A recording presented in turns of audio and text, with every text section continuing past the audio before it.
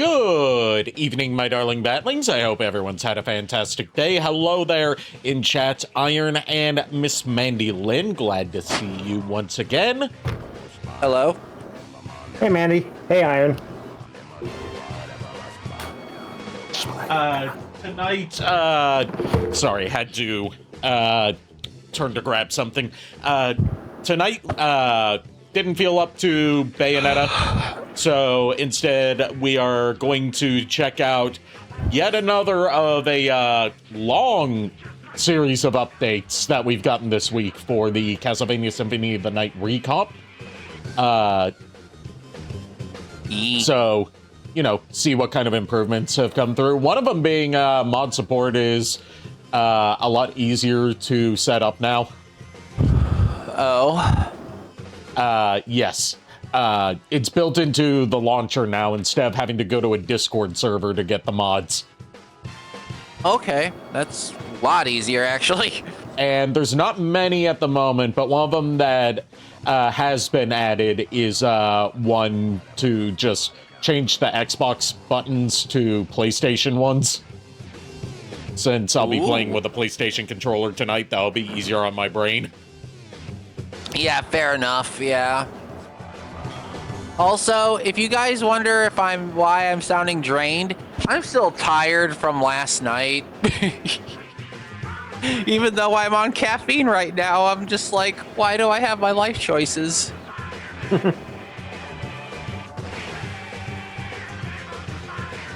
That being said, why don't we go ahead and get things started, shall we? Yes, we will. I'm just excited for JKR to experience the classic Vanias on his own time now that he has now that they have a way to do it. Also, nice 70 streams in a row, Mandy. Didn't realize you've been here for that long. That's impressive. Oh, nice. I'm exhausted, Iron. I slept in a little bit today, and then of course I had to deal with some yard work. One of which was putting a new pen around our tomato plants, just to ensure that the squirrels didn't get them. As for me, didn't really get much sleep last night. Just DM anxiety and I felt bad for Tower of Dolls bit because I forgot that for it, and I didn't know Chuck had like a phobia for dolls, so I felt very guilty. And I'm like, oh god, I hope I didn't like sour the session. Alright, we finished off the succubus last time, so now let's go after Scylla. Yeah, and then it's just a matter of I believe going to the underground catacombs to get Spikebreaker. Yep. And kill Grand Falloon.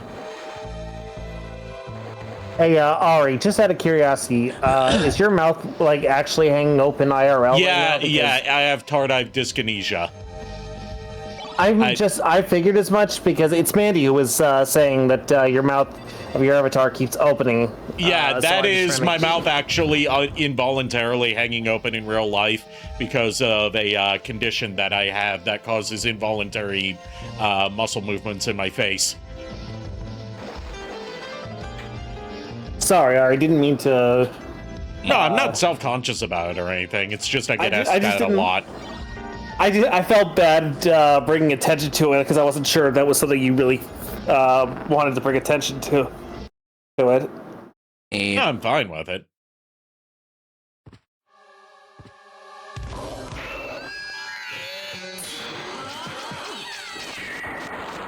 And that's Scylla dead.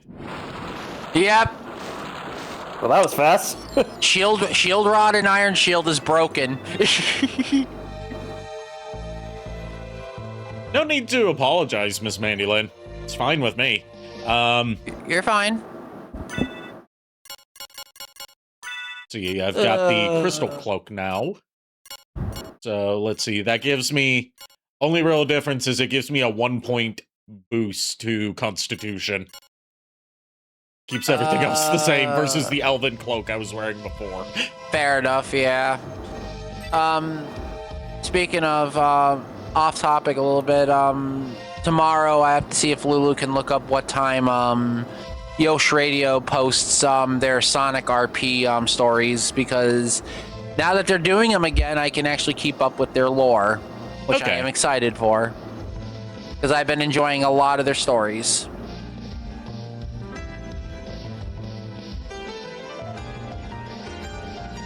But yeah, officially, aside from the whole ending of the campaign, we officially have, I believe, 5 more sessions to go in terms of combat.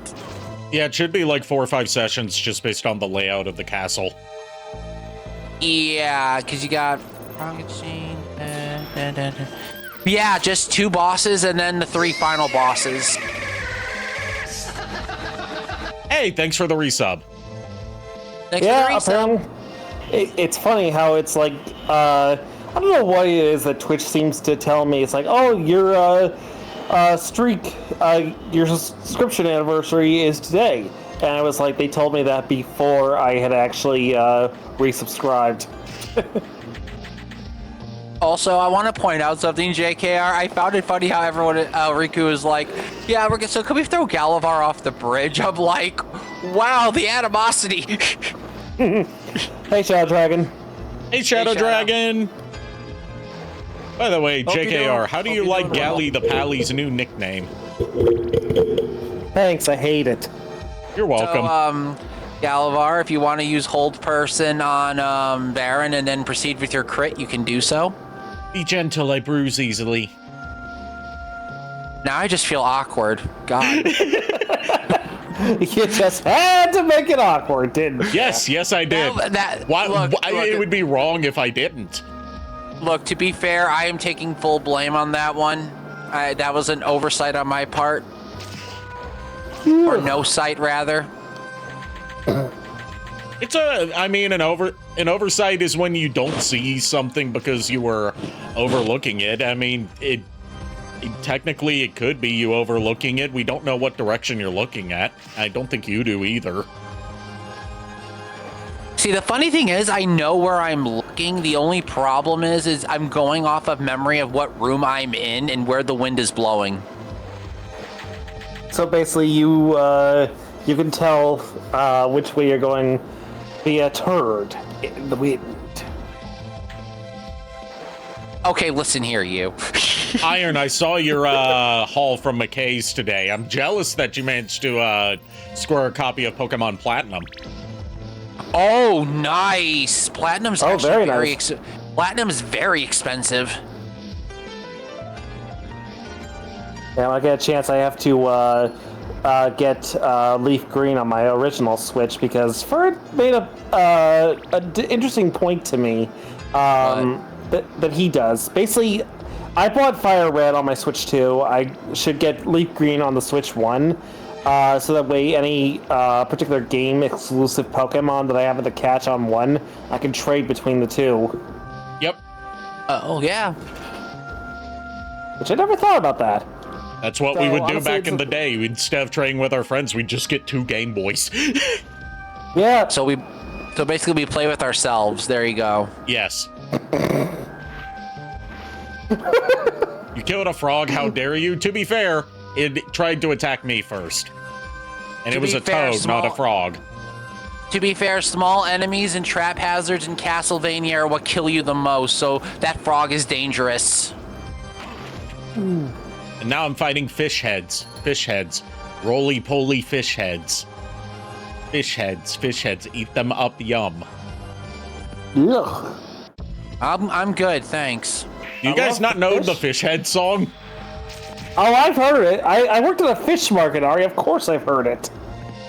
I've heard about the song too. Look, I like fish as much as the next guy. I like lobster. I like shrimp. I like all kinds of fish.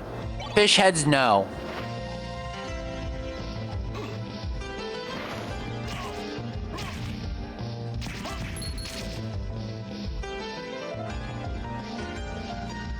But he's so cute.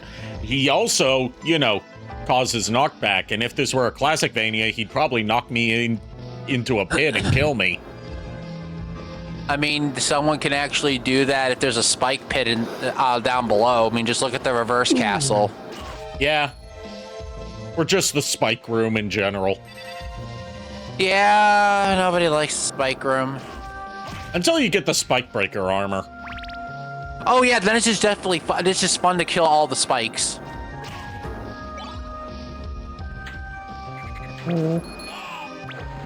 Now there's a frog. The difference between a frog and a toad, besides having completely different sprites, is their size and speed. Yep. I do not endorse hurting frogs in real life, but in Castlevania, absolutely. Nope. But that goes for any small enemy type that's built around knocking you into pits.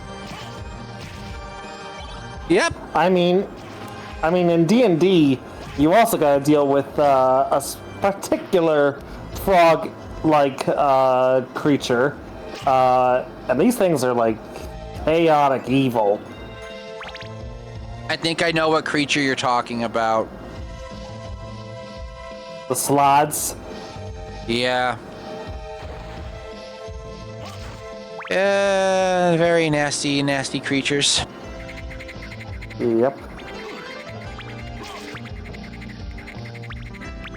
It's funny how it's like they apparently can, they have a very similar reproductive cycle to mind flares, which I find interesting. Look, the one thing I do not want to... There are three enemies in D&D I don't want to mess with. Mind flares, bugbears, and owl bears.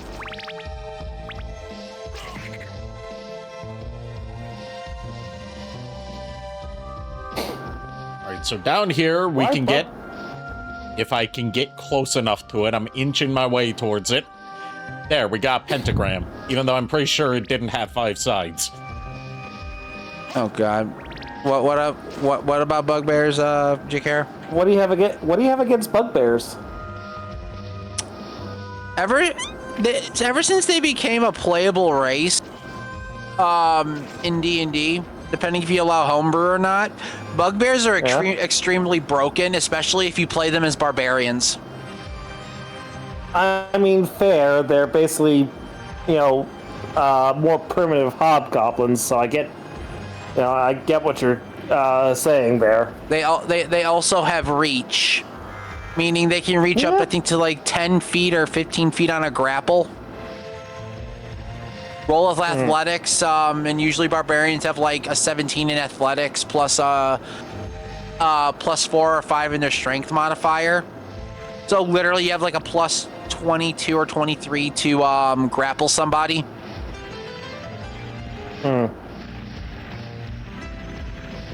Bugbears are nasty. So we just got... Go ahead. We just got one of my favorite, extremely useful pieces of equipment, the secret boots. Lovely. You want to know what the secret boots do for those that don't know?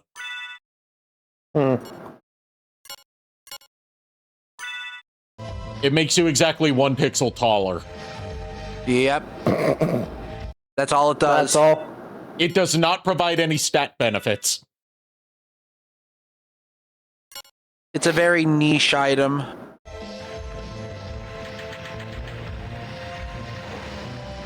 Actually, you said you got the bat form, right?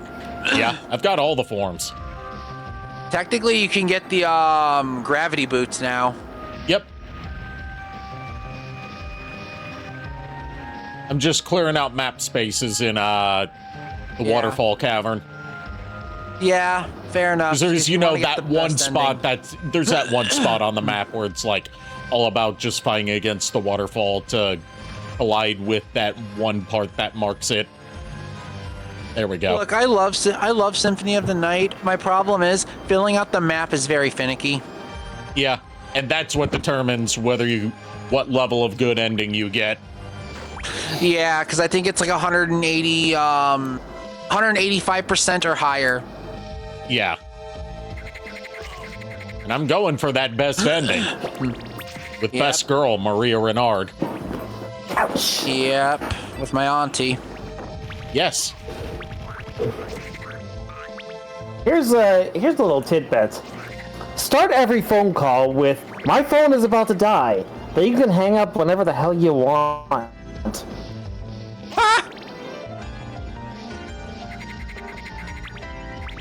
Okay, that calls you. My phone's about to die. No, it ain't, you motherfucker. I know better. Call him out straight. Call him out. Just call him out. See, I am giving all of you who are within earshot of this decent introvert advice. I'm not one to do it because I'm not an introvert, but I will do it because I'm an asshole.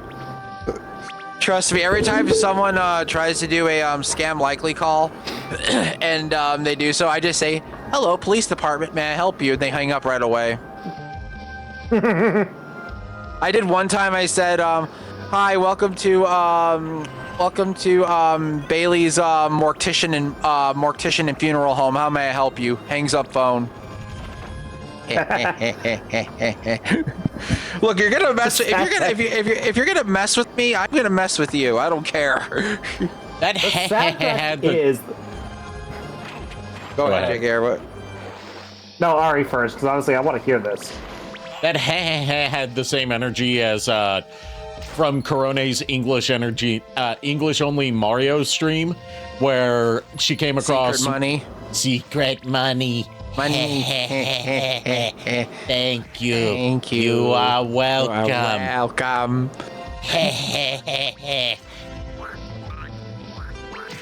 Go ahead, JR. Oh God, what was I saying? Oh yeah, the thing is, like, I would love to do that if I knew I could get away with it. The problem is, in this day and age, what with the rise of AI and people recording people's voices just so that AI can copy it, no, I just ignore them. Am I paranoid about that? Yes, very much so. I hate AI with a passion. As you should. Speaking of hating AI with a passion and just hating particular people with a passion, there was the comment section of a news update about the new Mega Man game where it's going to have a playable demo at Gamescom this year. Had just the most infuriating circle jerk of AI bro comments in there saying, like, you know, like, saying that they hope that, the voice cast gets replaced with AI because voice actors have gotten too greedy for too long. I'm like, okay, so you just have diarrhea brain then, because you think that voice actors are actually, like, highly paid.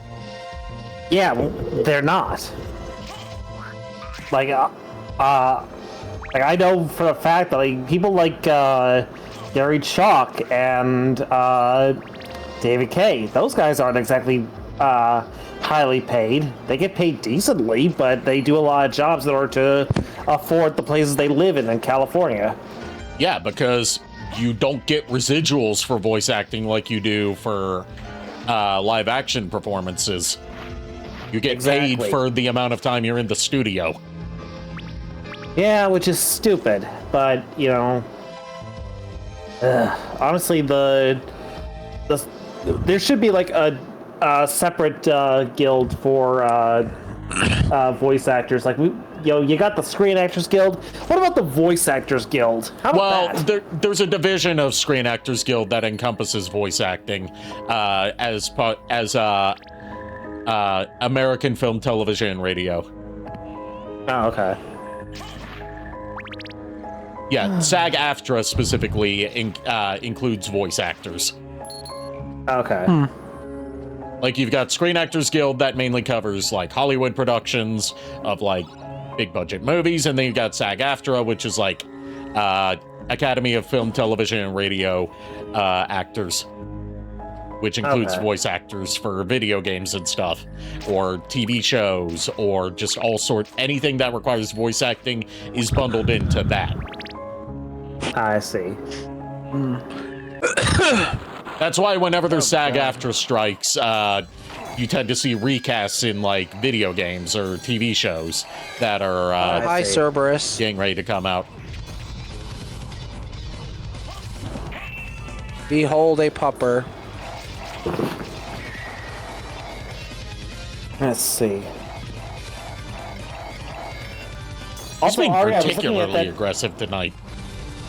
Oh boy. Wait, what? What's up? I was just gonna say that that character you sent an image of last night, Ari, the one that you were thinking Arya was basically envisioning Arya, something like that. Yeah, Ashlot from Soul Calibur 4. Yeah. Honestly, what's her deal? Like, is she like is there like any story behind her? Because I don't know it. There's not much because she's one of a handful of characters in Soul Calibur 4 that were designed by guest artists that don't have like canon roles in Soul Calibur's story, and just like they're like guest characters, but they're uniquely designed for the game rather than being characters from like, you know, Soul Calibur 4 famously had Star Wars guest characters. Yeah. She's basically a female counterpart to the Soul Calibur regular Astaroth. She was made by the same cult as him. I see. Yeah, basically, I believe, like the characters like Ashlot, do have some form of story, but it's not like entirely divulged on. Like, it doesn't go into like a high detail. Yeah, their stories are non-canon to the overall timeline because they never appear again due to just being like how it basically model swaps of existing characters that just have unique designs designed by guest artists. I see. Yeah. Like Honestly, one of the more famous guest artist characters from that game is Angol Fear, who was designed by the artist for the popular, at the time, anime series Sergeant Frog, as like a Soul Calibur counterpart to the Sergeant Frog character Angol Moi. after the great king of Anglemois. Is Yes. that where he was from? Yeah, Angolfear is supposed to be a stand-in for Angolmois from Sergeant Frog. Okay, okay, so it's no wonder why he kept dying. So they kept dying so easily. But one thing I noticed, just looking at her overall design, there's one thing I kind of can't help but can't get off my brain, because every time I look at her, I always picture I imagine in my mind what she sounds like as she moves, and because I'm thinking you would probably hear a lot of clockwork and everything as she moves. Yeah. So, honestly, the exact sound that I think of when I imagine her moving is the same sound effect they used for the Gendy Tartakovsky version of General Grievous. Because he made a very distinct gear churning sound effect every time he took a step. Okay.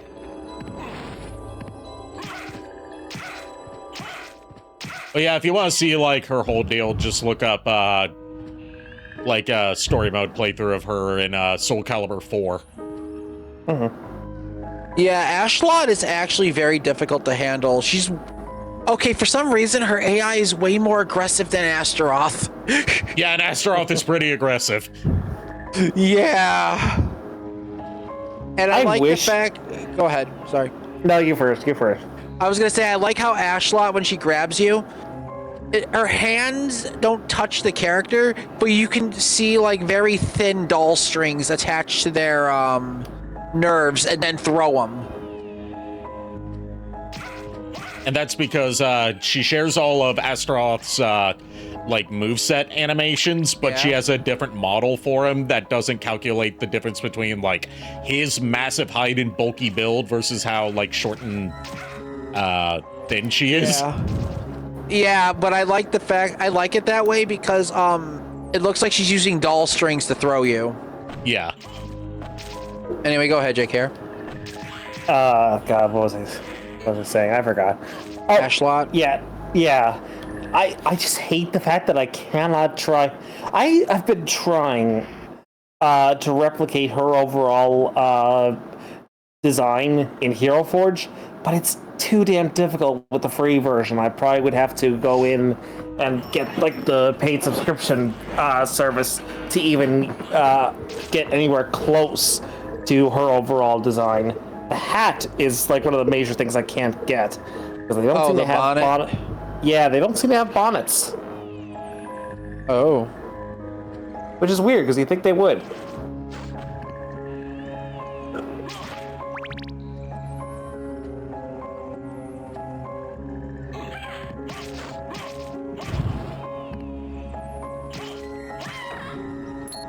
Oh boy. And in response to Iron in chat, yes, Link famously was in the GameCube version of Soul Calibur 2, but as far as guest characters go, it was guest characters go in Soul Calibur 4. It was Vader, Yoda, Apprentice, Starkiller, and then some characters designed by guest artists. A switch. Why don't I press it and see? I'm gonna say this. I am going to be wrecking my brain this entire week thinking about how I'm gonna make the Frankenstein fight work. I am going to be killing my brain cells trying to figure that one out.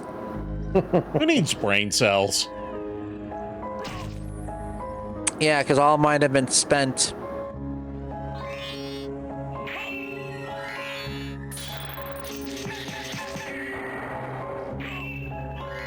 Oh, yay.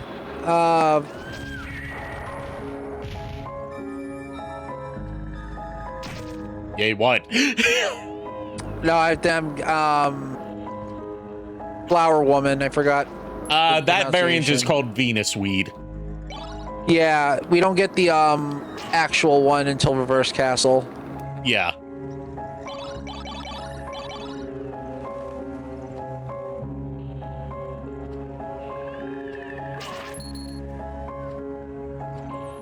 Alright, we're making some good progress tonight, just clearing out a lot of areas. And I just got some strawberries.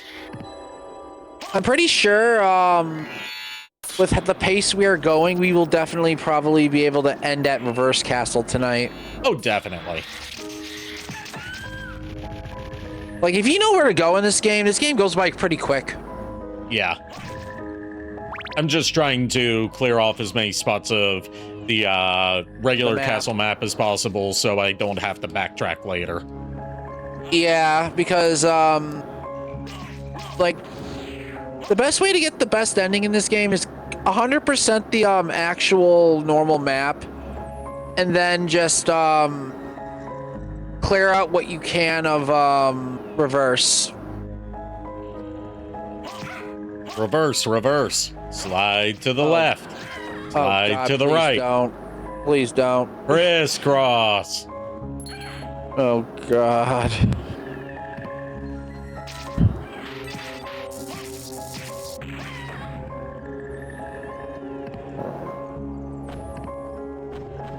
Imagine if Cloud was a guest character, or maybe Zero.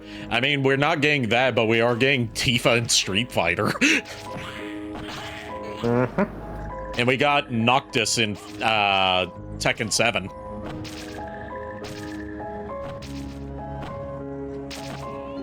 Let's see. So here's a thought.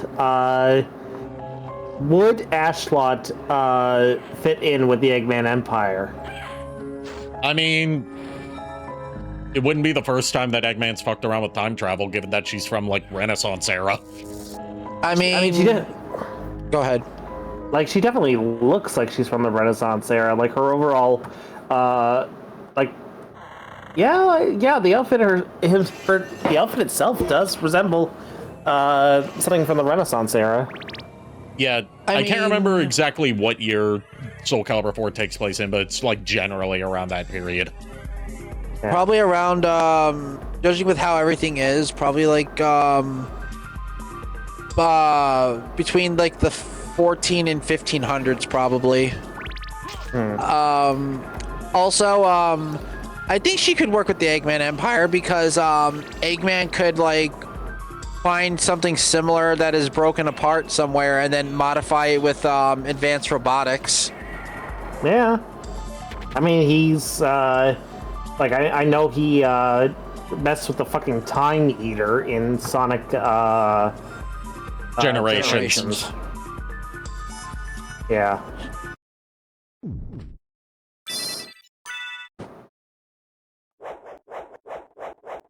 Eggman is screwed with time twice, CD and Generations. Yep, 3 times if you count 06. Yeah. Which you should. It's technically canon, even if it makes itself non-canon by the end.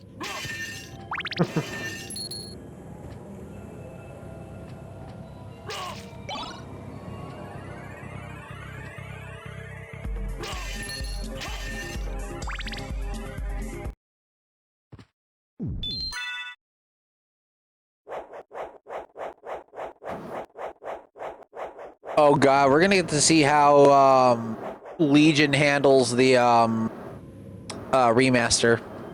Oh yeah, we're gonna see PC version. Yeah, we're gonna see if the frame rate shits the bed with Grand Falloon like it usually does. Yeah, plus the Shield Rod Iron Shield combo because of the sprites on screen.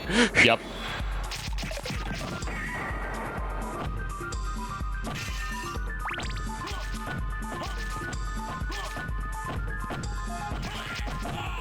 Yeah, I've been working, aside from my Digimon character, I've been working a little more on my, Psionic Mobian Fox for, potential Sonic campaign a little bit nice. more.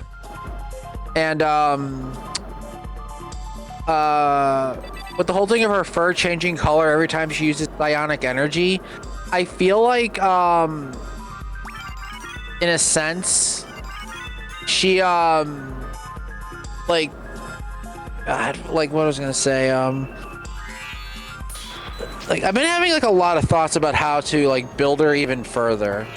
Like it's weird, like I can't explain it. It's just like there's just been like a lot of ideas lately with D&D I've been having, and I love it and hate it because one, I love building the characters.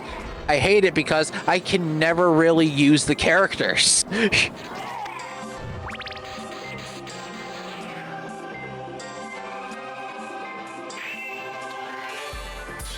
Technically, you screwed with time by traveling to Earth in Sonic X. I haven't seen enough of Sonic X. Does that count as time travel? No, it does not. That one is more interdimensional time travel, not time travel, interdimensional travel, because the way it worked was because in Sonic X, Sega wanted to find a way to justify Sonic and his friends merging with the human world, hence the Sonic Adventure and Adventure 2 tie-ins. But no, that does not count as time travel. If it counted as time travel, then for one thing, Mobians like Sonic and them would be way further in the future, because there's no way humanity has half the stuff that Sonic's world has. Like, I know there's the whole interdimensional travel thing with Chris, where it's like when he goes to Sonic's world, he somehow like he does it, like he does it like it's like I think up to like a decade later, and apparently like it's confusing, but apparently like a decade in our world is equivalent to like 3 months in Sonic's. Yeah, and although I don't at least consider it time travel, but at the same time, the Chaos Emeralds themselves, they have the power to like change time around, as proven with Shadow's Chaos Control and a lot of the characters' time stop abilities. So, like, I guess there's a little bit of time travel, but it's more interdimensional travel. Well, Yeah, with the Chaos Emeralds and Shadow's abilities, that's not a power of the Emeralds themselves. It's a power of the Black Arms that is amplified by harnessing the energy of the Chaos Emeralds. Yeah. I mean, in general, I don't think time travel has been played with in that series. I think it's just more so along the lines of interdimensional transport. In Sonic X, at least. And time travel's been fucked with a lot of times in Sonic. Oh, yeah, in Sonic, definitely. But in Sonic X, no. Like, that's interdimensional travel. Which, funnily enough, also suggests that Sonic's friends live like way further out in the universe if the dimensional travel happened. Fighting Granfalloon. Yep, time to make short work of him. Granfalloon. Yep, Granfalloon. It's a giant ball of corpses that has a core and a nucleus, which, by the way, this creature is in Curse of Darkness as a hidden boss. It's dead. Bye. And yeah, that was a lot of sprites on screen at once with no slowdown, or no noticeable slowdown. Impressive. What's even cooler, there's a second recomp that's getting a public beta probably in the coming week. Oh god. That is based on the PlayStation 1 version rather than the 360 version. Okay. And then there's a straight up decomp that is being worked on that's still way away from having a public version release, but it's like, I think like 40-something% done. Oh.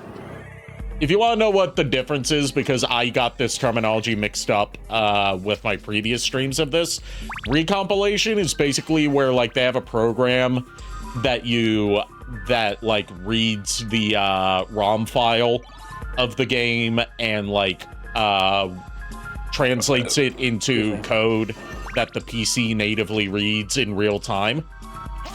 Whereas decompilation is where like they reverse engineer the entire game itself to natively run on PC without needing to be rewritten in real time. Oh, okay. Also, the random doots of the horns in this fucking song. I imagine those are just skeletons with those horns. Fair enough. I mean, we are in an underground catacomb. With a lot of skeletons. And sorry, not goblins, gremlins. These are gremlins. There's a difference. A lot of John Skellyman. One of my favorite things that id Software did for Doom Eternal was for the multiplayer mode. If you pre-ordered the game, you could get a Doot skin for the Revenant, which is the skeleton that has dual rocket launchers on its shoulders, and it turns the dual rocket launchers into dual trumpet horns. I love it.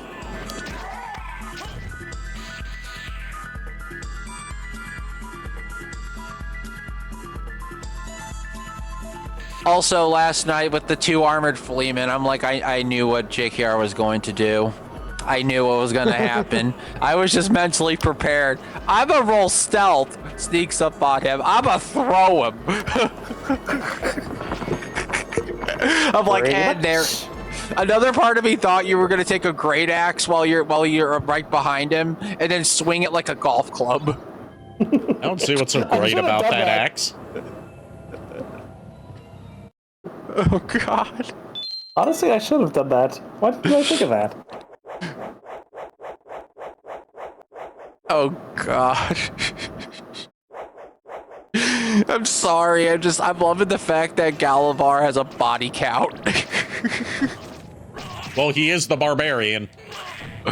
Fair enough, yeah. A paladin barbarian, therefore a more refined barbarian. I mean, Varen's got a body count too, just a body count of a different kind.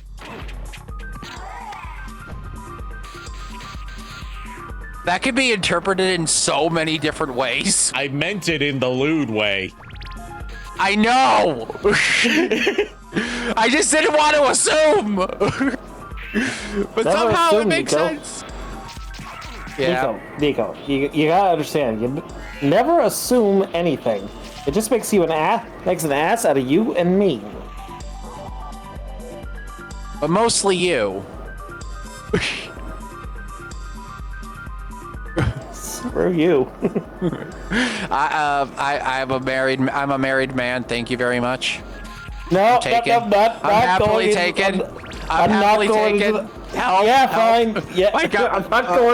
I'm not going any deeper into that. No, thank you. Nope. No, sir. No, sir. Would you like to rephrase that?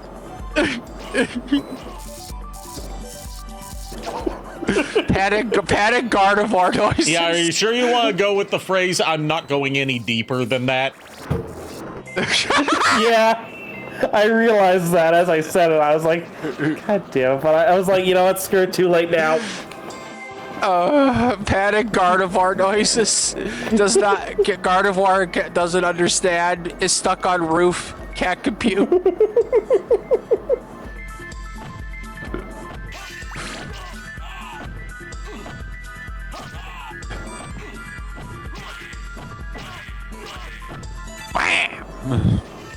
I just love some of the noises that the monsters make in this game. Oh, they're very expressive. Yeah.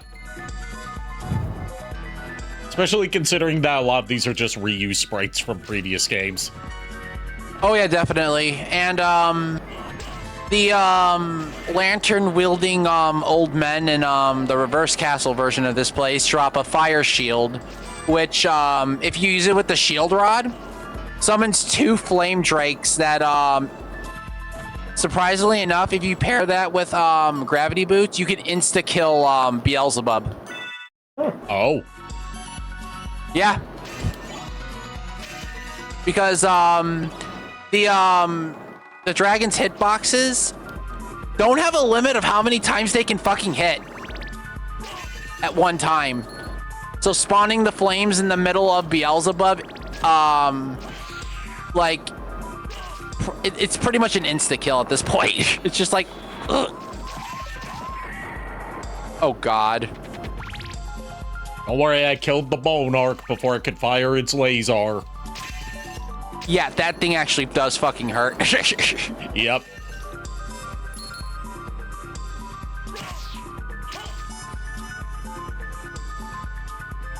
I've heard of the Ark of the Covenant, but the Bone of the Covenant? No. What's the matter? You don't want the bones? You don't want to go to the bone zone? You I'm don't not got into that boner? I'm not into boners, thank you. I don't know about you, buddy, but not me. Some animals can live in complete darkness. Never knew the fairy had a line there. I did not know that either. I learned something for once.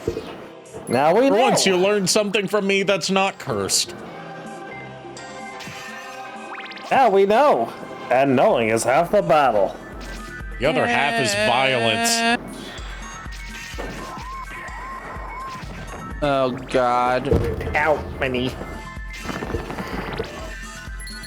I'm just excited for Curse of Darkness because I will say this, you can control the camera in that one. Good. Like I think they gave you camera control.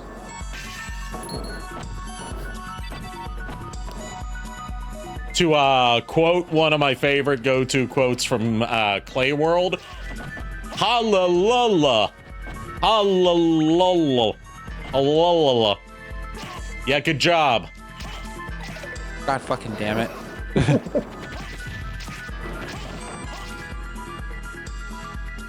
Ow, god damn it. You good? And Yeah, to quote, I'm good. Go ahead. to quote another one of my go-to quotes from Clay World when congratulating someone on accomplishing something. This is great. What's that noise you're making? This is great. Are you trying to roll your R's? This is great. Oh my fucking god. Hear the I was gargle in that. I was going to say, but no, I'm fine. It's just my diabetic neuropathy in my feet is like acting up. It's just like nerve pinches. Oh yeah, I hate that. Because I had that. It just randomly pinches my nerves. Yeah, I had like some neuropathy in my left hand because that was the cubital tunnel syndrome going on. I had to deal with that, but thankfully my hand is a good solid 8 out of 10 back to normal. Okay. 8 out of 10, so abysmal by IGN standards. Do I look like I give a shit about what IGN thinks?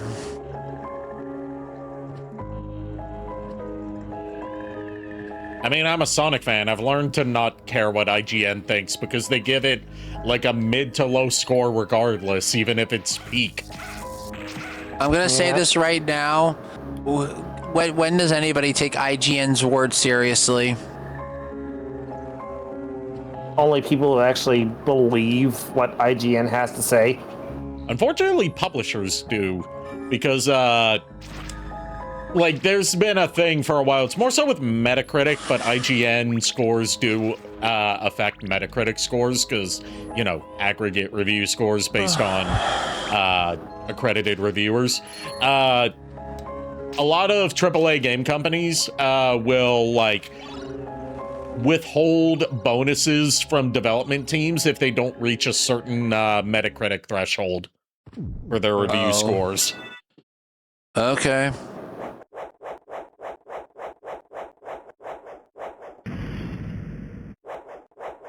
Yeah, it's really stupid, especially because Metacritic doesn't weigh all review scores equally. It depends on how big the outlet is.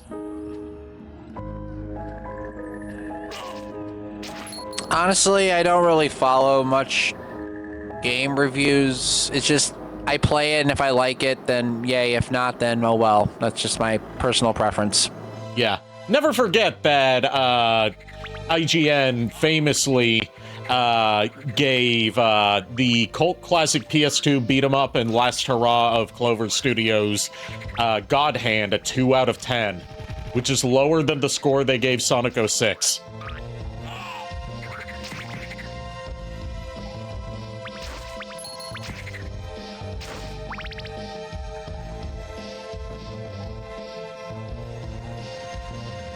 Oh, and it's also lower than they gave literal shovelware games for the Nintendo Wii. Yeah. And the reason they gave it a 2 out of 10 was because the guy that they tasked to review it didn't like beat 'em ups. It's like, okay, then why'd they assign the guy that doesn't like beat 'em ups to review a beat 'em up? Yeah. I will say this. All I used my Wii for was GameCube games, some Wii games, and mainly the Virtual Console downloads. That's literally it. Like, the common comparison that showed, like, how IGN really, especially at the time, didn't know what the hell they were talking about, was they gave Imagine Party Babies for Nintendo Wii. You know, one of those dime a dozen Ubisoft Imagine series slop games. A 7 out of 10 versus God Hand, which is regarded as one of the most underrated games on the PS2, a 2 out of 10. Oh God. Let's see. Oh, and they alright, also rated Sonic Unleashed lower than Sonic 06 because the guy reviewing it sucked at the game. Let's see, but yeah, I don't think I told you this, Ari, but I managed to get my hands on a AV to HDMI converter while I was at the Mario's. Okay. So I can actually use this to hook up some of my older consoles to my TV in the back room come like late summer, early fall, when things actually start cooling down enough that I can actually sit back there comfortably and play video games. Nice. Just be aware that you're going to get a little bit of input lag on that. Probably not enough to be, like, absolutely devastating, as long as you're not trying to play something like Parappa the Rapper that is dependent on precise inputs. Yeah, no. No, honestly, like, it's mainly just that way I can boot up my old consoles again. So, like, my my GameCube, my PS2, my Xbox 360. Actually, no, I take it back. The 360 actually took HDMI. What am I thinking? Yeah, it was every model of the 360 except for the launch model took HDMI. Yeah. Funnily enough, my I never upgraded my 360. I've always had my 360 Pro since I got it, and dang, that thing lasted me the entire lifespan. Yeah, you got lucky with not encountering Red Ring during that time, because that model, anything from before the Slim model will eventually Red Ring. It's just a fact of life. Yeah, and mine never did, which I got very fucking lucky and very fortunate. Yeah. Mine didn't Red Ring, but it did have the fan die on it. Yeah, then again, it also helped the fact that one of my friends, who's no longer living near where I am, knew how to fix Xboxes and actually like make it so the red ring of death is non-existent. So God bless you for that, my dude. You want to know one of the reasons that I'm sad that the first like mom and pop retro game store I went to shut down like a long ass fucking time ago? Because they did in-store console repairs. That's rare, honestly. And like I took my 360 to them to get repaired because, like, this was after I had gotten it quote-unquote repaired by Microsoft, when what they actually did was ask for $100, then send me back a different unit with a much louder fan because it had some, like, extra, like, cast-off from the mold on the fan that the fan blades were grinding up against and making an obnoxiously loud noise that was very concerning. Yeah. So I paid $100 and they didn't fix it. They just sent me one that was very loud, and made me think it was broken. But it did also have issues with overheating still. So I took it to this mom and pop store. It was called Game On. And they opened it up and fixed it and sanded down that runoff plastic for $2. Nice. Dang. That's honestly, ironically, funny enough, me and my friend, one of my friends, we were gonna open up a console repair business because I knew how to clean out consoles and retro bright stuff. Yeah. And he knew how to fix the inner workings of consoles, of multiple different consoles. And originally we were gonna try and do our own little like business with that, but it didn't work out because life happened and it fell through. So it's just like we didn't even bother trying to launch it. Right. Also, is it bad that when you said, my friend who no longer lives around here, before you said, my friend who's no longer living around here, before you said around here, I was about to instinctively say, oh, I'm sorry for your loss, because I thought it was going to be my friend who's no longer living. Look, I know it was poor choice of words, but at the same time, it's like there's multiple different meanings, so like I take that as interpretation as you will. Unfortunately, with words, there are so many landmines and so many different meanings or whatever that I just have to take what your guys' reactions are at face value.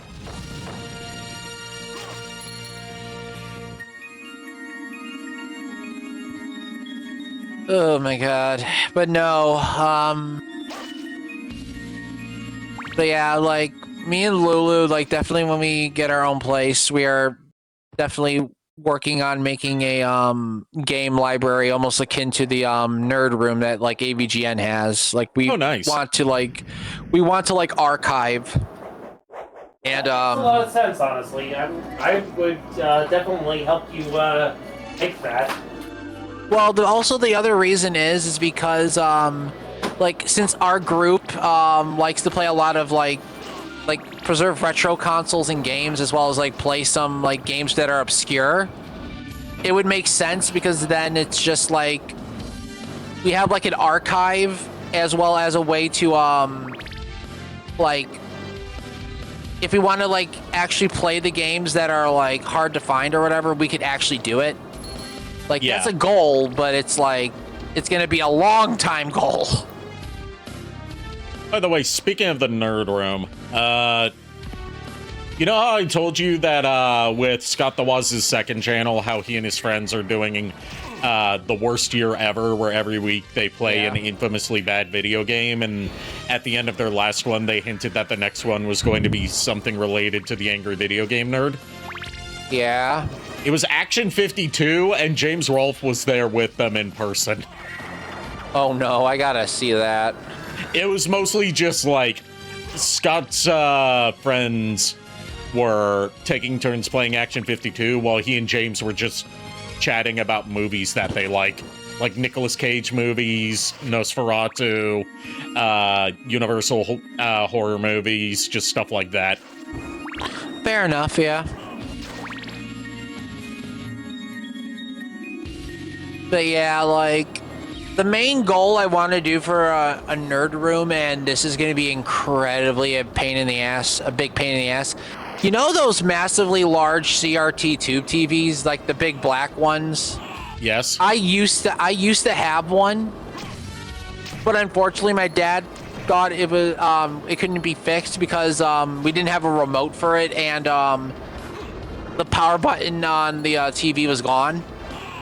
I'm like, I have a friend who could actually fix that, and he didn't want to put up with it. So it's like that TV, like we had to get rid of it, and I'm looking up like how to get another one, and oh god, it's like I'm like, yeah, I'm gonna wait, but by then it'll be too late at that point.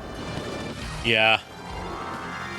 Because I played a lot of Mario Party and PS2 games on that damn thing, and it was good. That's the beauty of a CRT for retro games, is that you don't really need a specific kind of CRT for most things, unless it's like playing games with the Super Scope, because that thing's so finicky. Like any CRT will do. Yeah, and with what the fuck? Okay, yeah, there you are.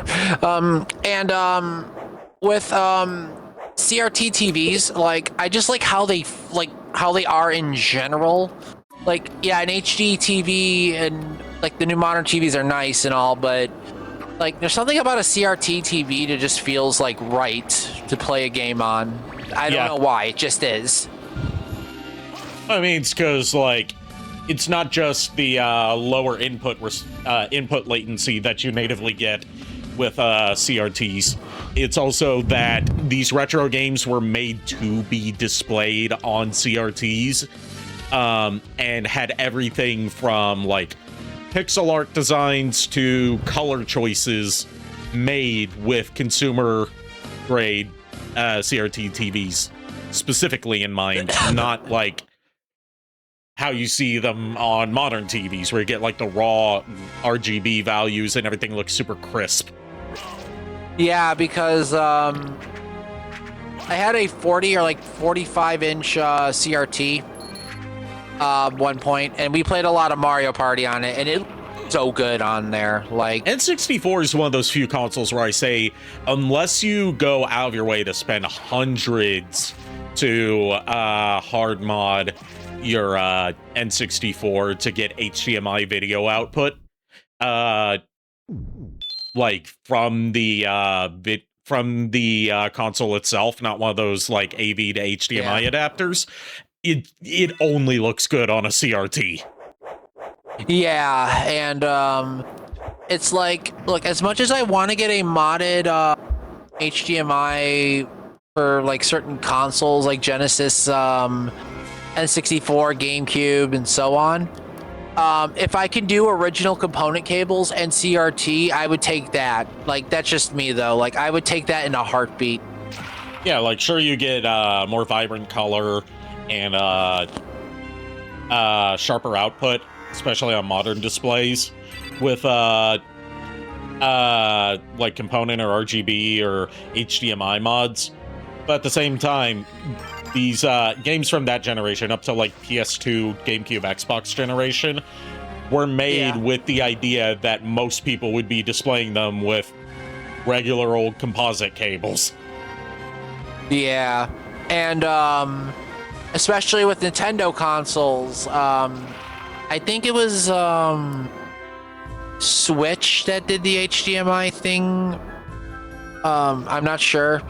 Wii U had HDMI, but still had an option for component and composite, whereas Switch was the first Nintendo console to require HDMI.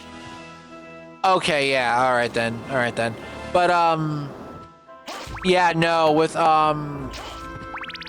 like, 'cause with AV cable and like with AV cable and everything, but yeah, like I said, I just prefer the graphics on that a lot better. Like, HDMI is good and all, and it's just like higher resolution, just higher resolution in general. The thing is this though, and this is just me, a lot of the higher resolution games, like a majority of them are just like eye candy at this point. Yeah. And it is just like, okay, cool, you the game's fun and all, but if you're not willing to go back and replay it, you literally just bought a very expensive piece of media and basically, like, you bought basically a really expensive chocolate bar. You ate it, but you're never gonna buy it again. Yeah, and with people talking about already talking about like, oh, it's time for the next console generation, I'm like, no, the fuck it isn't. No, we barely gotten anything out of this one. No, the fuck it ain't. Because here's the thing: Switch 2 just came out. It came out like last year. Nintendo does not need a new console yet. Well, Nintendo's been out of step with console generations for a while now. But they're talking like PS6 and Xbox Helix coming out like next I wasn't even year. done with my I wasn't even done with my explanation, but yeah, Sorry. basically. You're fine. But usually, like, if you look back at the Nintendo's lifespan, NES came out in '85. 5 years later, I believe it's like 5 or 6 years later, Super Nintendo came out. And then in 96, 97, N64 came out. And then in 2001, GameCube came out. Then 2006, Wii came out. And then after that, same amount of time passes, Wii U comes out. It was only until the Switch that cycle was was broken. Yeah.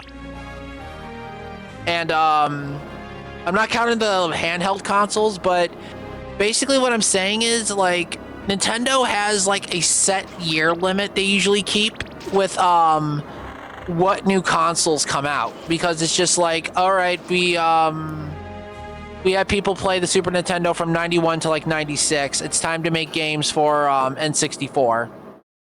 And like, in a way, it's like you're upgrading to like another level of gaming in a way, but you were given enough time to enjoy what you have.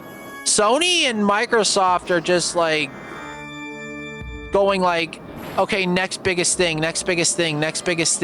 constantly without giving caution, if that makes sense.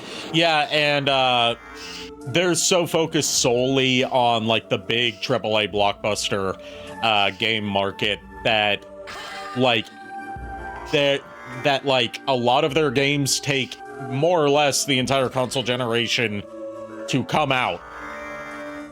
Yeah, which in turn you don't get really much out of the console anyway, which is why like I love a lot of the newer games, but most of them really doesn't seem interesting to me. It's like I always gravitate towards series I like, but this is my personal perspective, and funnily enough, I always go back to playing either my 64, Dreamcast, or NES or Genesis. Like, I don't know why, it's just I like that library a lot more. It's not only until recently with Switch 2 they started doing stuff with the GameCube and retro consoles with the NSO Online that I find worth it, because a lot of those games are very expensive to hunt down individually. Yeah.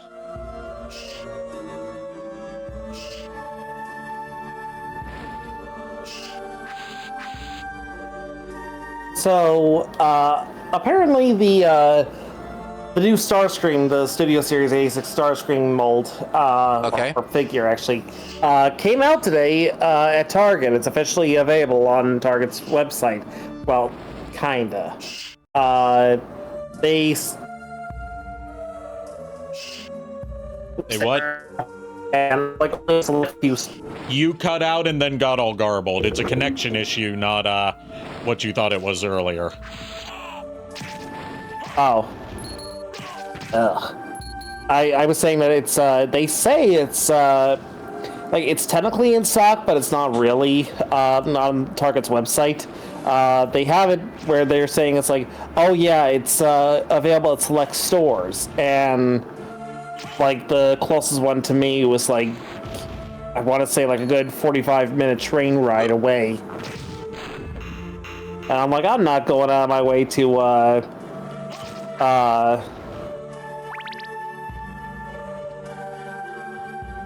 okay.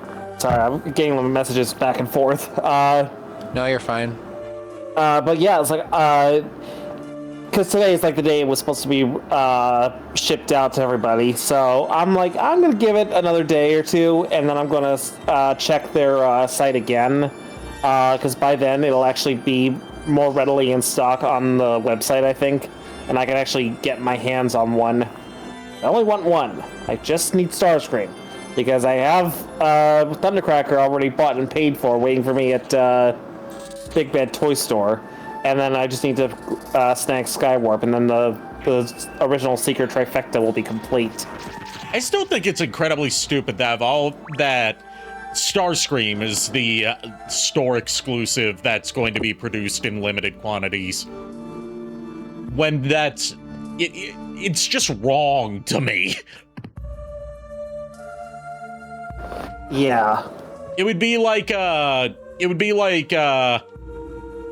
you know, making Optimus Prime a store exclusive. Right. Just not like a specific, like, unique variant of Optimus Prime, but just the Optimus Prime of that line you can only get at, like, Walmart. Right. Like, it was stupid with the, with Thundercracker and Skywarp during Earthrise, because those two were packed together in a 2-pack, and then we're like, you know, during Earthrise, COVID had broken out, so of course, shopping anywhere was a pain in the ass.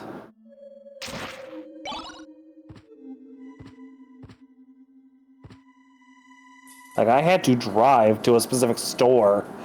I had to drive to a specific Target just to get my hands on one of those.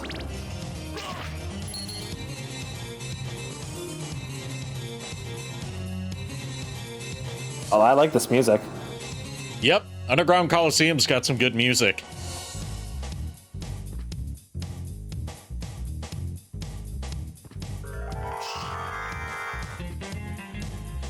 Trying to remember what button is missed. It's L1 on the 360 version. What console are you playing this on anyway? This is the PC. This is the fan-made PC recomp based on the 360 version. Oh, okay, that makes sense. So it's basically PC version, 360 version running on PC. Okay. Yeah. You good, Nico? That came right the fuck out of nowhere. No, I'm fine. It's I had my headphones up. I think I might be coming down with a bit of a cold. Oh boy.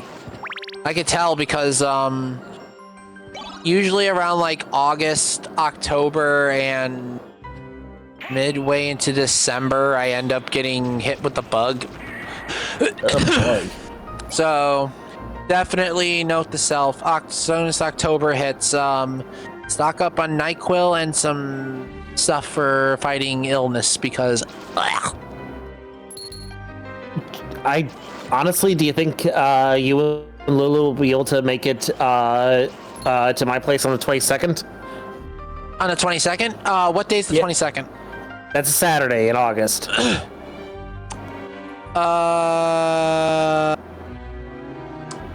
I think Lulu might be working. I have to, unless Lulu, well, let's see. It's in September, right? You said August. August, yeah.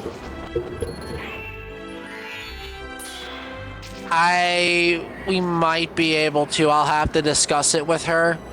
But, Okay. because the reason why, like, and this is stupid, Portillo's is very finicky on how they give out days off. Because even if you put it in 3 weeks in advance, you're not guaranteed to get it. And, Lovely. and one time, like I got lucky and I got 2 weeks off in December when I was first working there because I put in a lot of hours.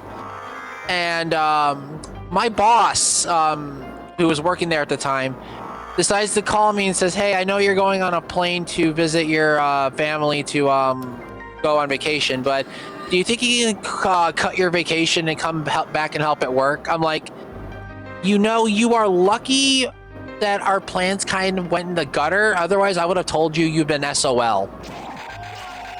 Yeah. But no, it's just like me and Lulu can see what we can do. Worst comes to shove, like I said, what I have planned for you for your graduation gift, it won't be till like September, like when I get my check in September. But Yeah. like we will try and make it out there. I just have to see how Lulu wants to do this because one, she has a thing about navigating the city, and two, it depends if she works because with Portillo's, it's just like they need a lot of people on the weekends, and I gotta see if she's able to get the time off in general. I mean, I have no problem getting problem going. My only issue is getting there. Yeah, I get you. Otherwise, I would just be like, if Lulu was uncomfortable going to the city, I would have just been like, fine, I can just go myself. But unfortunately, I cannot. I am kind of homebound stuck unless someone helps me. Right. If only I had a car, I would actually go out of my way to go get you. Hi, Dad. Oh God, Orlock. Yeah, or all rocks as they mistranslate in All this rocks. game and stick with. He becomes a lizard.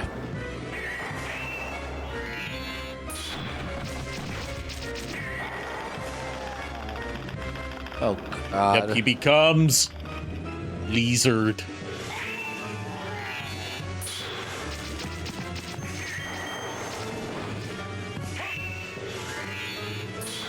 I'm sorry, Shield Rot just makes this game like completely free. Yep, and that's before we even get Crusadegrim. Yep, or Alucard Shield.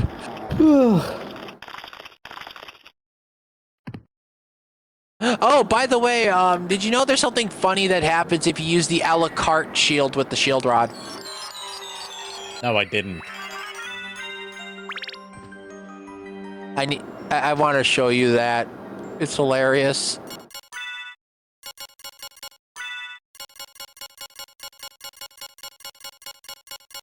See if I can find it, because there's not a good way to sort stuff. Everything. Yeah, it's like...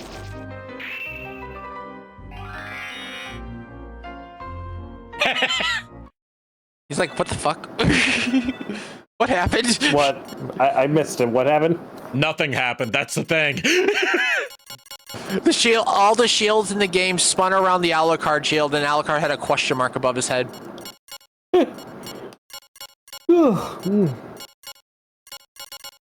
Yeah. Oh man, but no, but yeah, once Castlevania, I'm excited for Castlevania D&D to be almost over, because I'm gonna be honest, like, I'm having fun with the campaign, but my DM brain is like at the verge of being fried.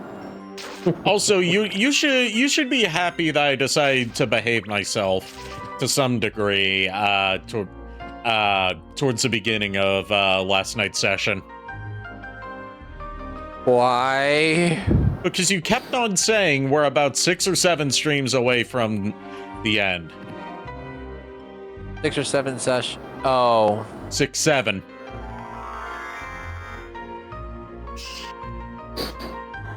That one again was on me. That was my fault. Yeah.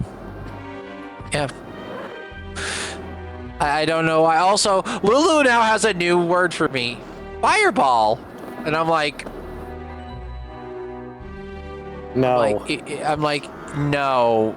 Look, it's bad enough I gave you counterspell, and now you learned how to use nuke. I am not happy. She's I thought you were supposed to What? Pavlovian train the doggos, not have the doggos Pavlovian train you. You see, the funny thing about this is, Lulu literally, look, I'm gonna openly say it, Lulu's basically the alpha out of the both of us. Oh, I know. In terms of this. There's no fucking way I am going to be like, you're like, no. She's gonna be like, no, you. And then silences me.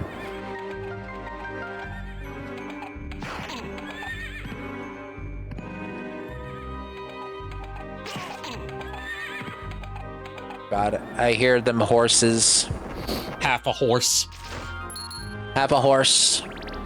Just like half a behemoth. Yes. Instead of a full behemoth.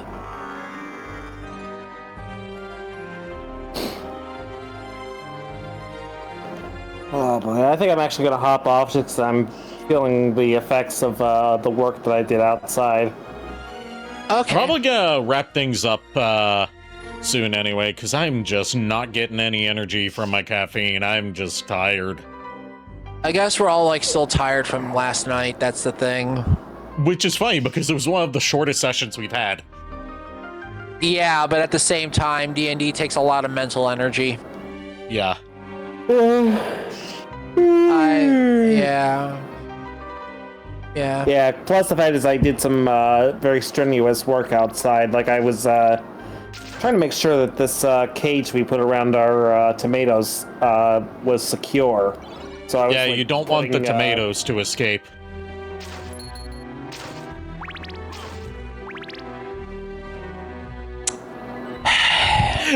Don't, Miko, don't acknowledge it. Don't acknowledge it.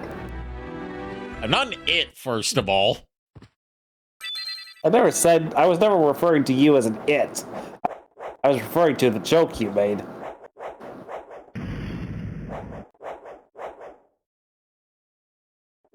Do I look like Tim Curry to you? I'm not an it. Now, if anyone here is an it, it's me. Oh God. You have love too. You have love too. You have love too. So what you're saying is Go ahead. So what you're saying is your true form's a giant spider?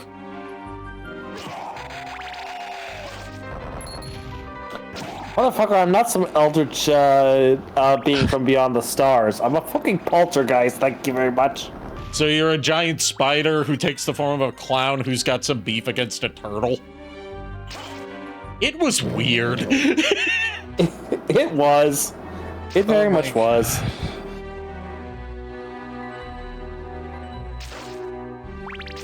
Oh boy.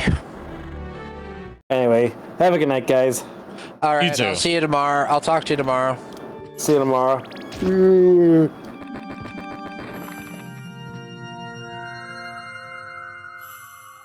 Alright, that's that whole area done with.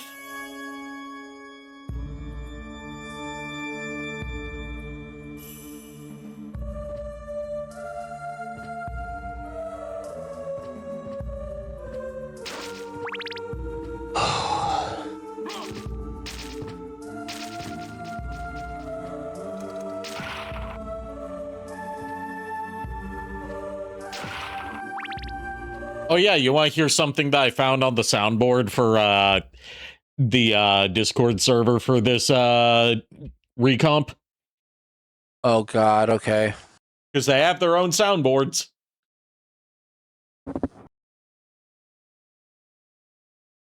Let's see, where was it? Here we go. Wait! I beg of you!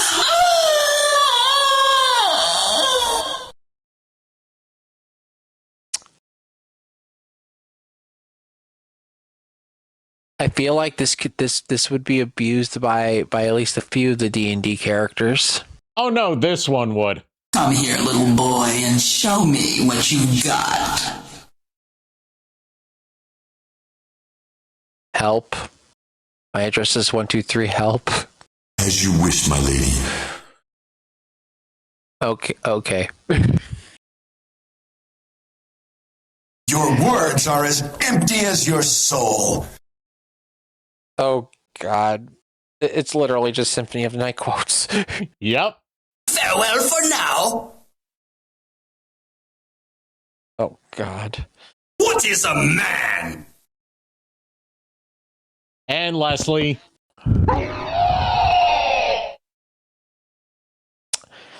Oh God. and one more from me in my personal selection. Hey, you missed, pal. Yeah. I just find it funny how the marionette started to like actually start rolling good at the end of her lifespan. At the beginning, oh no, she fucking just died. All of a sudden, now you start rolling good. All of a sudden, when you're about to die. Yeah, I'm still proud of myself for, dealing over 200 damage in one turn. Yeah, plus the fact Vixie did 120, so technically you both did the most damage out of everybody. Yep.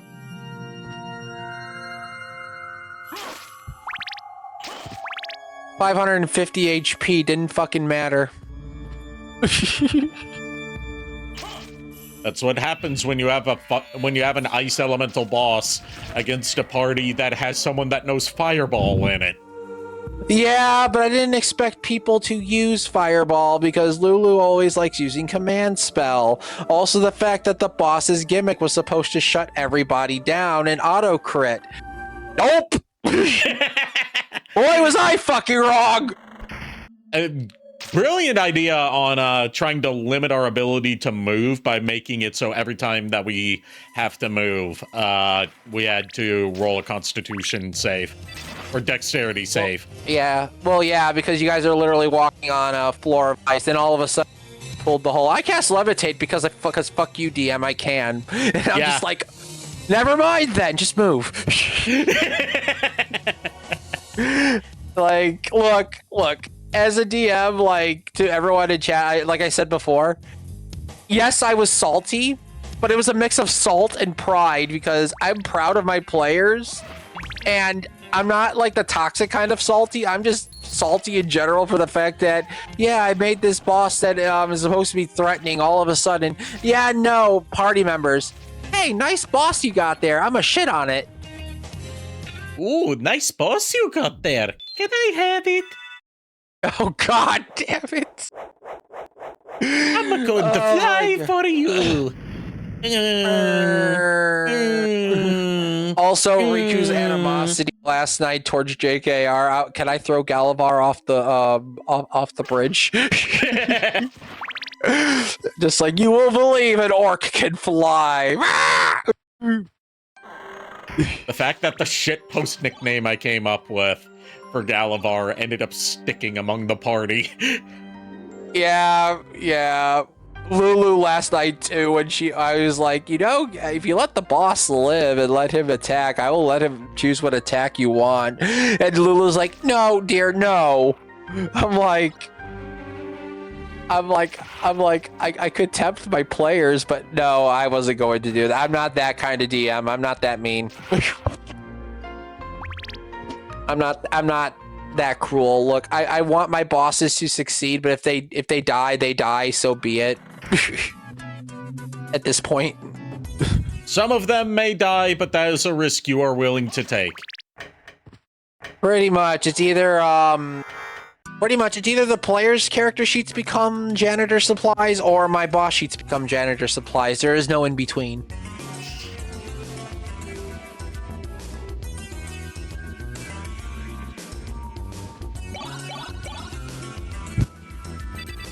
I still can't get over the fact Vixie was trying to, like, pacify the dolls in that damn room. I'm like, okay, honey, if you get any closer to any of these dolls, I will have one of them bite your character's head. Gravity boots. Yes, now we can high jump. But see how easy the input is to do with this new controller. Oh, that is easy. Ooh. That's a good D-pad this thing's got.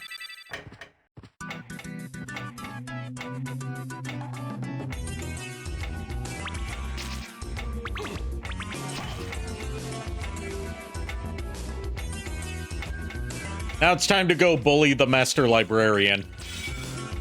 Yep. Maybe you'll get lucky and you'll get the Arcana ring and tunic drops. Maybe I'll get lucky and nah, I'm not going there. That was going to be heinous. Oh god. Something, your aunt's hot. I knew that was I knew that was gonna happen. But all right.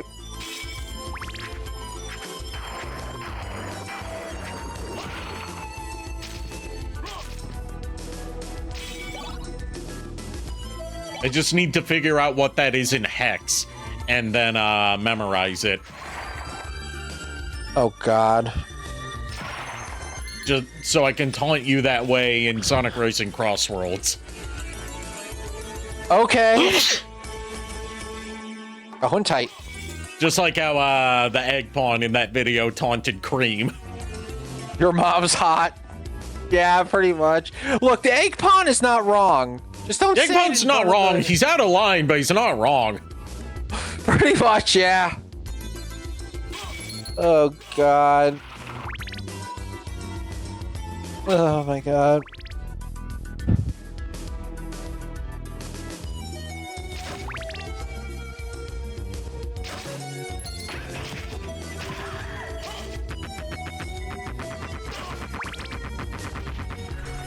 You know what's a detail of one of the spells in this game? And like the mechanics for how you get to work that I think goes underappreciated in Symphony of the Night? What? With Dark Metamorphosis and how you recover based on like blood hitting you.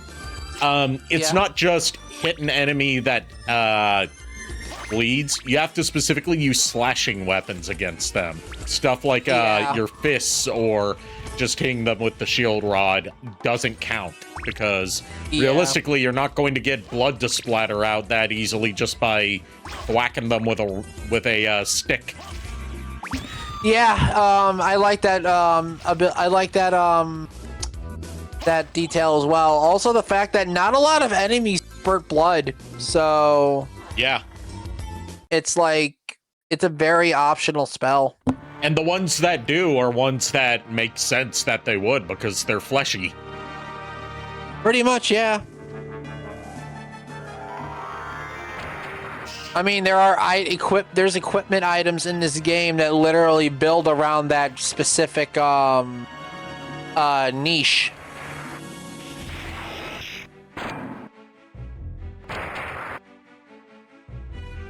I also like the detail that Alucard's scared of the elevator. To be fair, that is a fast-moving elevator. I'd yelp too. To be fair, that is a shoddy-looking elevator.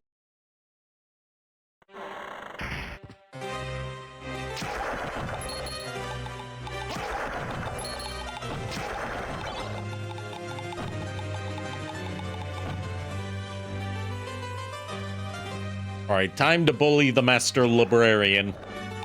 Yep, because you get a health max up, and you can get, I believe, 3 possible items. One is Dracula's Tunic, one is the Ring of Arcane, which is the only way you can get 2 Rings of Arcane in this game. One is found after the Frankenstein fight in the Reverse Castle, the other one is found here in the Librarian's hold.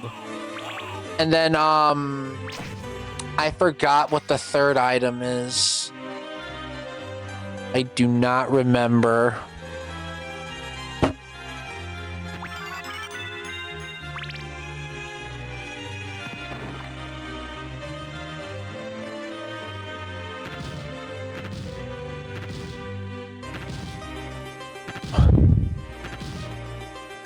Look at me, Master Librarian. I'm using you as a hat.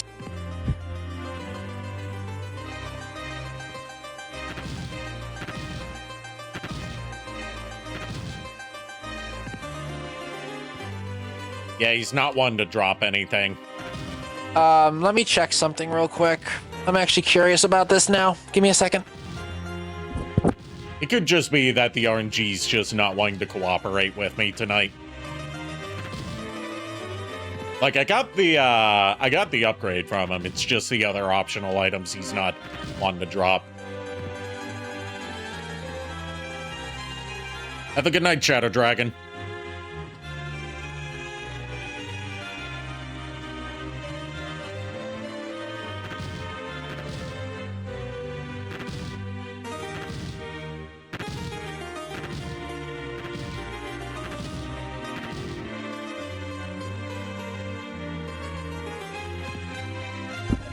Okay, I figured it out. It's not RNG based. Okay. So for Ring of Arcane, you have to do 19 jumps underneath the Librarian in a row without touching the ground. And for Tunic, it's 37 or 38 jumps, but only after you save Richter. Okay. So if you want to do the 19 jumps to get that for the Arcane Ring, that's up to you. I just need to wait for my magic to recharge. You know, that's fine. Like, I misunderstood about it being RNG, and then it's just like, oh, okay, do this 19 times and then do this like 37 to 39 times. I'm like, okay, so basically it's just, hey, how long can I keep Alucard in the air? While hitting the Master Librarian.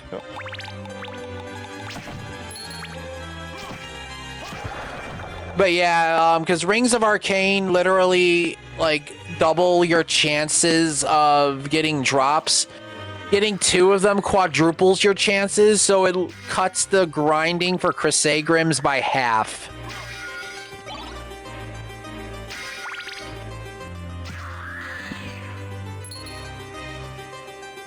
And 2 Crisagrims just instant delete button. That's all I gotta say. Because I think I, on my PlayStation account, I got Alucard to do 137 damage on rapid crits with those weapons. With, a certain build I had. It was, dual Crisagrims, dual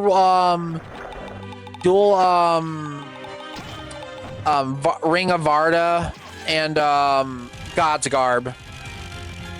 And that made Alucard a literal blender. You know what? You know what's even better about the specific controller that I'm using that's going to be fun? That's going to make using the Crisagrim fun? It has Turbo Fire. Oh no! Oh no! Oh no! Oh no! Interested in this. Thank you. I'm interested in this.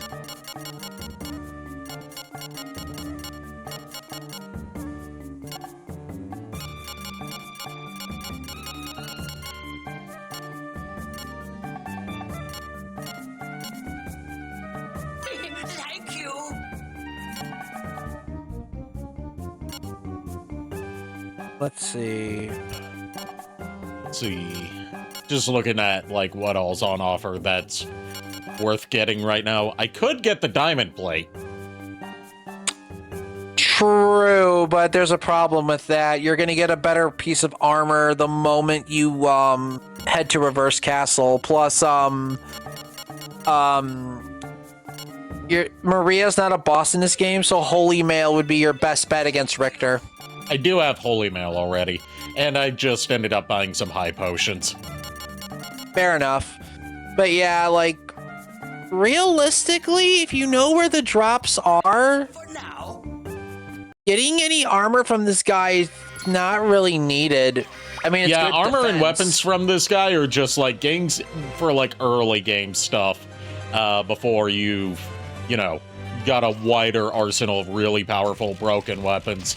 They're good for like, you know, some crutches to rely on early game. Yeah, and I definitely know where the God's Garb is. Like, that drops from the knights near where the final boss is. And those are actually a better drop rate than the damn Crusaders. Also, I know witches. The witches drop. Their witch's hat is very good if you have the sword familiar. Okay. Because familiar's the familiar's weapon damage is based off of intelligence, and that greatly increases intelligence. Can we just appreciate that having Alucard put on cool sunglasses lowers his intelligence? Yeah, I could appreciate that. I get the joke, but also at the same time, it's just like, it just reminds me of that artwork where he puts the glasses on. These shades are Gucci. And I'm like, Alucard, no.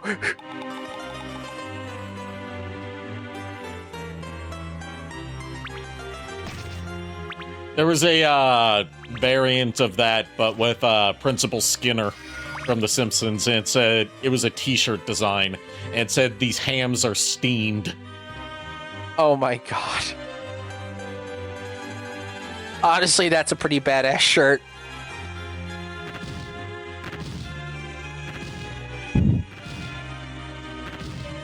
Five, 6, 7, 8, 9.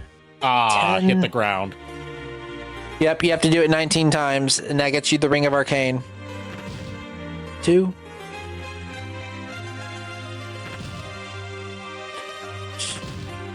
1.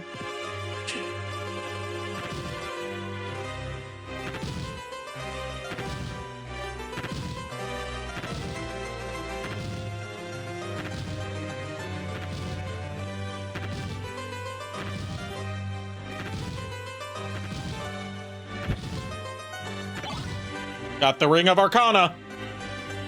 Okay. Well, there's one item, so that greatly increases drops. Going ahead and equipping that. Yep, so now we're going to get some shenanigans. And then Dracula's Tunic is not until we save Richter Belmont. And that one is, I think, 39 jumps. 37 to 39.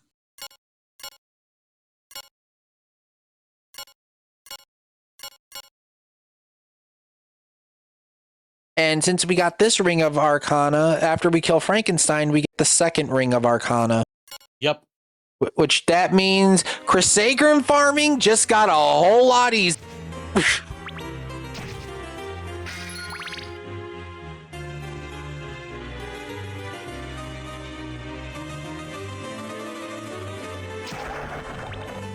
I always thought it was like RNG based, but now that I learned it's just number of high jumps you can do on the librarian, it's like, oh, okay, that makes sense. That explains why I was never able to get it, no matter how many times I tried. Yeah, well, now we know. Now we know. And knowing is half the battle. G.I. Joe! Oh my fucking god.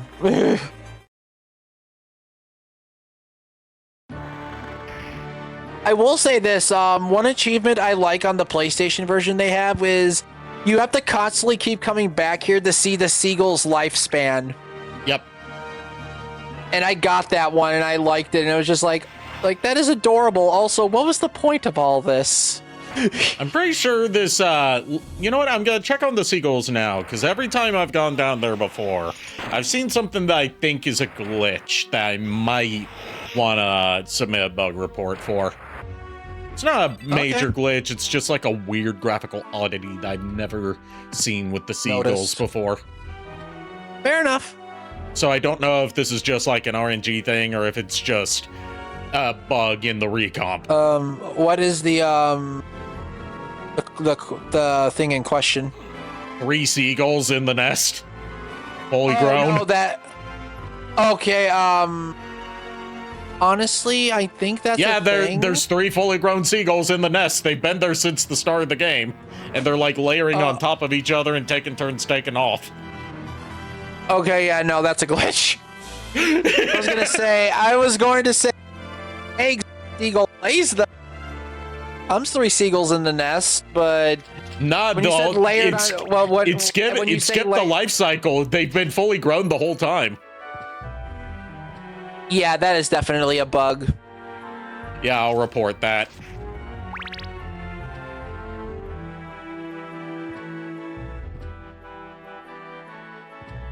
Oh my god. Like, it's 2 right on top of each other, and the third one flies in, and then, like, they just leave one after the other. Oh god. Oh god. I can't believe I can't believe they missed this bug. I hope someone got fired for that blunder. Oh god. The way you said that, I came across a D&D video, and it was like the type of rules lawyering jerk at the table, and it's like, okay, you roll a 20. Actually, rolling a 20 doesn't mean you succeed.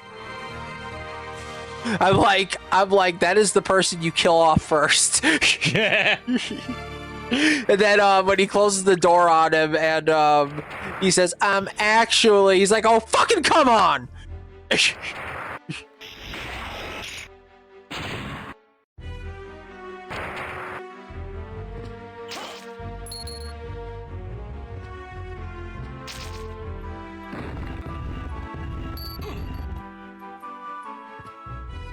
You know, given that we've done an almost complete playthrough so far that I need to finish of Saturn Symphony of the Night, and we're doing technically Xbox 360 Symphony of the Night with this, and I'm gonna do PS1 Symphony of the Night when its recomp comes out.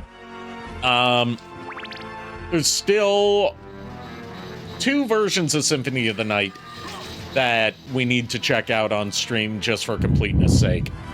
There's technically a 3rd one, but I don't think I will be able to get my hands on it. One is the Requiem collection. One's the Requiem collection, which will also knock out, you know, PSP version. I could do either or, but Requiem's just easiest to set up. Yeah. Plus, you got a Dracula X playthrough you can do alongside it, so it just makes it easier. Yep, and the one I'm not going to be able to get my hands on, and I don't think there's an emulated version of it currently, is the Tiger handheld version of Symphony of the Night. Oh, yeah, but... I have seen exactly one eBay listing for it, and it's $200. I'm going to say this right now. We don't have to do the Tiger version. Well, good, because the other version, which we can do, because it's emulatable, is the beta version of the unreleased Symphony of the Night Tiger Gamecom port.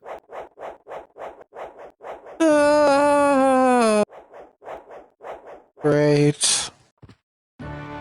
The one where you can tell it's not finished because it has some graphical glitches, like every time Alucard double jumps, he turns into the gargoyle. Yeah. Which, funnily enough, to those at home, Alucard can turn into that same gargoyle as a statue if he gets petrified, but it's on a random chance. Yep. Oh, and you start with the double jump. Okay, that's still not helping the Tiger Com's case. And you start with the Cube of Zoe, even though the Cube of Zoe is still something you collect. Oh, God. So you can already get things from hearts, but there's still the pickup for it, which in this version does nothing. Oh, my God.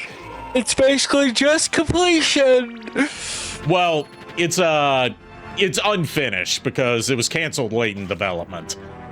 Well, yeah, but still collecting it is completion, regardless if it's the game's complete or not. And it is like Uncle Derek from Stop Skeletons from Fighting did a video looking at it, and like it's surprising how much of the game is actually in there, including the reverse castle. Yeah. Not all areas of the castle are in there, and you don't get the opening fight between Richter and Dracula. Instead, that's just a cutscene. I'm gonna say this right now. I don't want to imagine the Richter Belmont fight with the Gamecom. I don't want to imagine that fight. That just the Shaft like fight is in there. Of course it is. One of the most graphically heavy, sprite heavy, clusterfuck of a mess. Yep, and keep in mind, it's all in black and white. It's all black and white and all in good fun. God fucking hell. I would use the word fun reservedly. Yeah, I would, honestly. It's just to the point where it's like, okay, but why? Like, it's, you know, interesting from a what could have been perspective, but it's also a case of roll up, everyone point and laugh at the freak. Pretty much, yeah. Yeah, pretty much.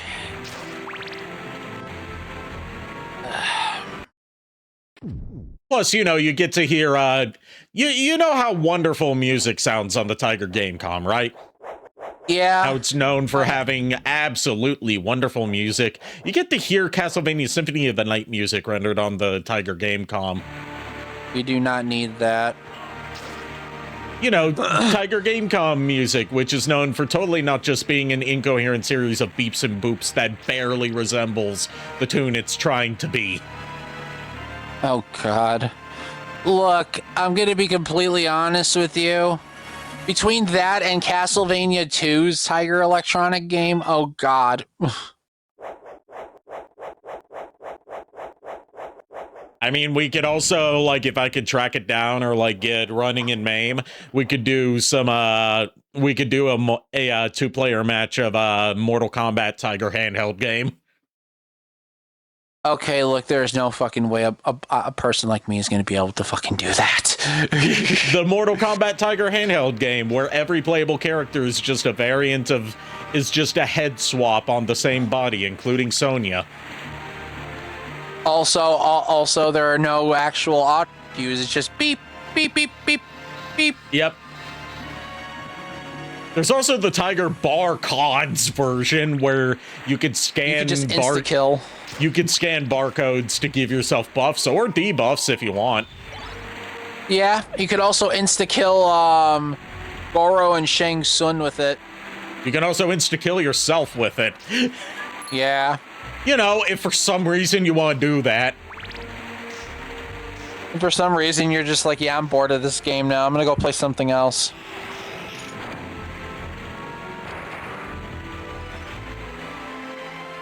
Okay, seriously, with that elevator dropping the way it is, a normal person would just be like in tremendous amounts of pain. It's also just suspended by a rope.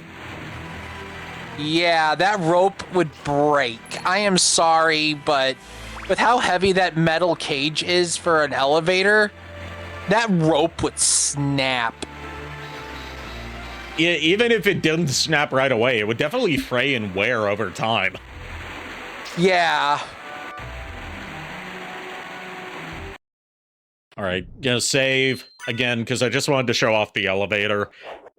thing for what I was talking about, then we're gonna call it a night, because unlike what I previously predicted about us getting close to Reverse Castle tonight, I didn't have the energy for it. No, that's fine. Plus, I believe the fact that we didn't get the spike breaker, did we? No, we didn't. But we did get we did get the Echo of Bat, so we can go back there and get it. Yeah, pretty much. I'm just trying to make a mental note. Also, we got one of the Rings of Arcane, so you're already halfway to getting a broken build. We got one of the rings of the only good thing to come out of League of Legends. Yep. I say, having not seen Arcane. I, as someone who's played League of Legends with a few friends,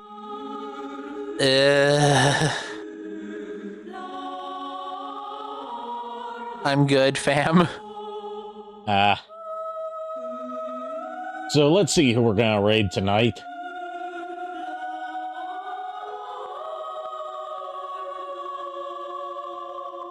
Let's see. Here's one we could do.